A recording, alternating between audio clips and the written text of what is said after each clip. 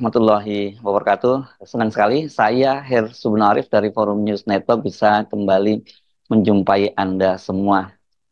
Presiden terpilih Prabowo Subianto sudah selesai memanggil para menterinya ya selama 2 hari, tanggal 14 sampai tanggal 15 Senin dan Selasa, 15 Oktober maksud saya 2024. Pada hari pertama ada 49 orang calon menteri dan wakil menteri ya. Saya mesti nyebutnya begitu karena kabinet ini kan disebutnya 46 orang menteri. Kalau ada 49, beberapa di antaranya berarti adalah calon wakil menteri. Dan pada hari kedua, hari Selasa kemarin itu ada 59 tokoh yang dipanggil dan mereka itu adalah yang akan mengepalai badan dan juga wakil-wakil menteri, calon wakil-wakil menteri. Fix sampai kemarin itu, sampai hari terakhir pemanggilan itu tidak ada kader PDIP yang masuk ya. Padahal kan sebelumnya disebutkan bahwa akan ada kader PDIP yang masuk. Itu juga bahkan dikonfirmasi oleh Sekjen Partai Gerindra yang sekarang sudah terpilih menjadi Ketua MPR, Ahmad Muzani. Ketika ditanya wartawan, dia menyatakan insya Allah itu insya Allah ada. Hal yang sama itu juga sumber-sumber yang lain juga menyebutkan bahwa akan ada 3 nama yang mewakili PDIP itu, representasi PDIP di kabinetnya Prabowo Subianto, yakni Budi Gunawan yang sekarang sudah dicopot dari Kepala BIN, kemudian Abdullah Azwar Anas dan Oli Dondo Kambe. Ini Bendahara Umum Partai Demokrasi Indonesia Perjuangan. Karena itu ya banyak sekali orang yang bertanya-tanya apa sebenarnya yang terjadi dengan ada drama apa di balik ini, karena baik dari sisi Prabowo maupun PDIP itu sama-sama jelas mereka menyatakan bahwa mereka itu akan bekerja sama, dan Megawati sendiri sudah lewat Oli Dondo Kambe sudah menyatakan mendukung pemerintahannya Prabowo. Itu artinya mereka itu akan masuk kabinet. Ini mesti dibedakan dengan Nasdem yang memutuskan sejak jauh-jauh hari mendukung pemerintahan Prabowo Gibran, tapi belakangan kemudian memutuskan untuk tidak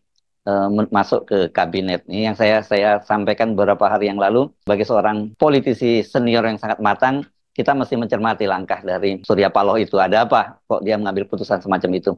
Nah, hari ini kata Pak Prabowo dimulai pagi-pagi katanya. Itu pagi banget malah kata Pak Prabowo, itu akan ada pembekalan para menteri dan para calon wakil menteri itu. Jadi ini kalau dikumpulkan 49 tambah 59 itu berarti ada 108 orang setidaknya ya, menteri, wakil menteri, dan kemudian kepala badan. Ini bisa disebut kabinet 100 menteri. Mengulang sejarah di masa Orde Lama, di masa Bung Karno. Dan kemudian kita banyak sekali yang bertanya-tanya, apakah dengan begitu dipastikan bahwa PDIP itu tidak akan masuk di kabinet, dan bagaimana kemudian posisi hubungannya dengan Prabowo Subianto? Ini yang saya kira menarik untuk dicermati. Kalau toh ada pernyataan bahwa kan penunjukan menteri itu, kalau yang sekarang dipanggil-panggil itu katanya belum pasti masuk di kabinet gitu, karena penentuannya itu akan terjadi pada tanggal 19 Oktober atau sehari sebelum pelantikan. Tapi saya kira kita bisa sejak awal ini bisa memastikan bahwa PDIP tidak akan masuk ke dalam kabinetnya Prabowo, kecuali Pak Prabowo itu berani melakukan perlawanan gitu ya terhadap instruksi dari Jokowi. Nah, kita lihat ininya ya, secara sequel waktunya ya, kenapa kemudian PDIP itu batal masuk kabinet. Sejak awal kan Pak Jokowi itu diketahui dia tidak berkenan, tidak menginginkan ada PDIP masuk ke dalam kabinet. Ya wajar karena hubungan antara Pak Jokowi dengan Ibu Mega itu kan sekarang sangat renggang. Bahkan mungkin saya bisa sebutnya sebagai patah arang. Ini lebih parah dari hubungan antara Ibu Megawati dengan Pak SBY misalnya begitu. Dan sejak awal kelihatan sekali bahwa Jokowi memang ingin menghabisi PDIP gitu ya. Jadi baik di Pilpres, di pemilu yang terakhir itu kan kemarin ketika di Pilkada, nyaris kalau tidak ada keputusan dari Mahkamah Konstitusi nomor 70 itu banyak sekali daerah-daerah yang PDIP tidak bisa ikut Pilkada karena jumlah kursinya itu tidak mencukupi dan mereka tidak dapat partner koalisi karena partai-partai politik sudah diborong oleh Koalisi Indonesia Maju.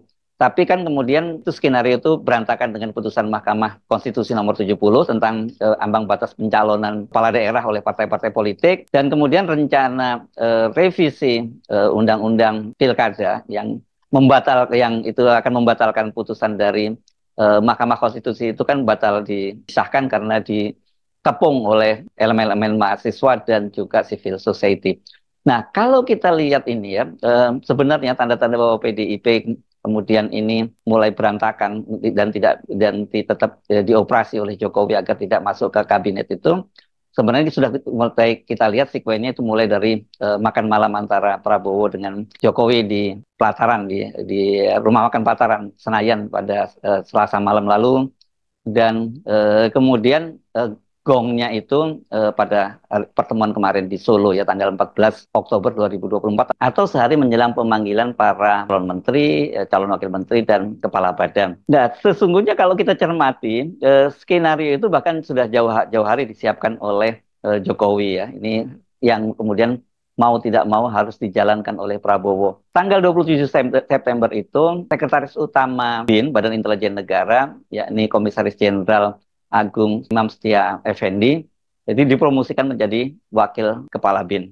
Dan itu kan berarti Kepala BIN dan Wakil Kepala BIN itu dijabat oleh polisi. Kepala BIN-nya tetap Budi Gunawan, dan kemudian wakilnya itu adalah Komjen Agung Imam Setia Effendi ya.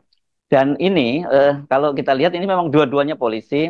Budi Gunawan itu Akpol lulusan Akpol 83 dan kemudian Agung ini Komjen Agung ini lulusan 88. Jadi sebenarnya juga cukup senior. Dia 3 tahun lebih senior dari Kapolri. Sekarang ini Jenderal Listio Sigit Prabowo. Ini memang agak aneh dan tidak lazim lembaga intelijen seperti BIN itu diduduki dua-duanya pimpinan ketua dan wakil kepala dan wakil kepalanya itu dari kepolisian. Ya biasanya dikombin begitu ya. Kenapa? Karena sifatnya atau tupoksinya dari BIN itu berbeda dengan kepolisian sesungguhnya. Ini BIN ini kan pengumpulan data intelijen, kontra intelijen dan sebagainya gitu ya. Dan kemudian sementara polisi ini bagian penindakan. Jadi kalau dua-duanya itu ada dari kepolisian, ya berubah itu sifat dari BIN itu sendiri. Rupanya ini hanya antara saja ya, Komjen Agung itu menjadi wakil kepala BIN karena kemudian Budi Gunawan itu secara mendadak diganti oleh Jokowi. Itu kalau dalam SK-nya, dalam surat yang dikirim ke DPR itu tanggalnya tanggal 10 Oktober ya. Tetapi kalau kita menyimak pernyataan dari Ketua DPR yang baru, yakni Puan Maharani, mereka menerima surprise-nya itu tanggal 15 kemarin ya. Jadi sehari setelah pertemuan di Solo itu DPR seperti dikatakan oleh Puan itu menerima surat perintah Presiden berkaitan dengan pergantian dari Budi Gunawan. Perhatikan faktor digantinya Budi Gunawan ini salah satu penanda penting bahwa Jokowi sangat serius menghalang-halangi PDIP masuk ke dalam kabinet. Karena kan tadi Budi Gunawan ini satu adalah orang kepercayaan, orang dekatnya, sangat dekat bahkan dengan Ibu Megawati. Dan yang kedua kan dia disebut-sebut akan menjadi salah satu representasi dari PDIP di kabinet. Budi Gunawan memang secara resmi tidak tercatat sebagai kader PDIP gitu. Tetapi sudah menjadi pemahaman umum bahwa dia adalah representasi dari PDIP.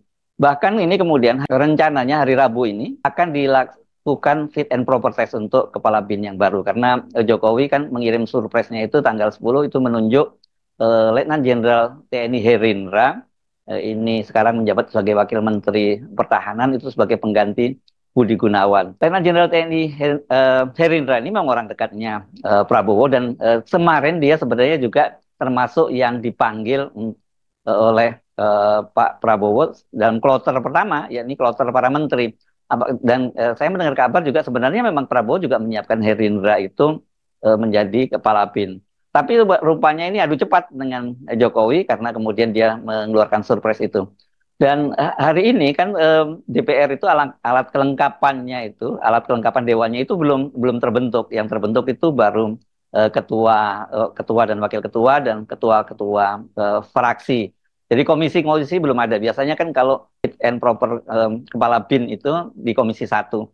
Ya itu sebenarnya bukan fit and proper lah, itu hanya formalitas saja karena itu dipastikan siapapun yang dikirim oleh presiden itu akan disetujui oleh DPR.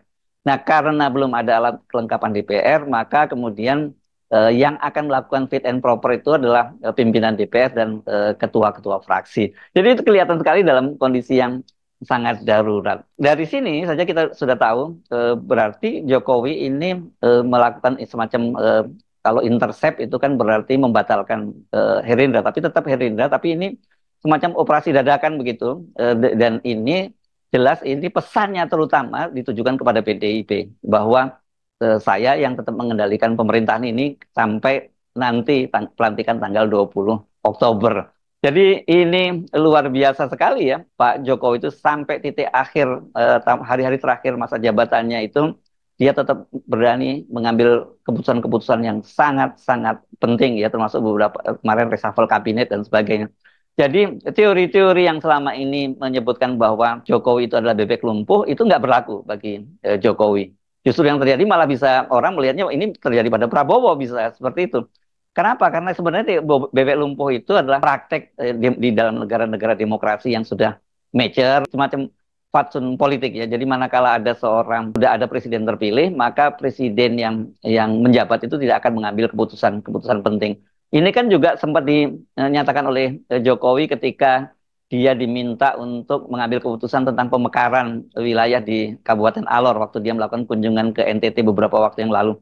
Dia menyatakan bahwa saya tinggal 3 minggu lagi ini menjadi presiden, saya tidak boleh mengambil keputusan-keputusan penting, itu kata Jokowi. Ternyata bukan hanya ngambil keputusan yang penting, dia keputusan yang sangat-sangat penting, mulai dari reshuffle kabinet sampai sekarang ini penunjukan kepala BIN. Jadi apa strategi Jokowi ini? Mengapa dia melakukan langkah-langkah itu? Clear itu adalah langkah dia untuk membatalkan masuknya PDI ke kabinet. Dan itu berarti yang dikomunikasikan ke Prabowo di Solo itu adalah salah satu poinnya. Kelihatannya ada beberapa poin. Saya mendengar ada beberapa poin pertemuan Solo. Tapi ini salah satu yang sekarang itu muncul di permukaan.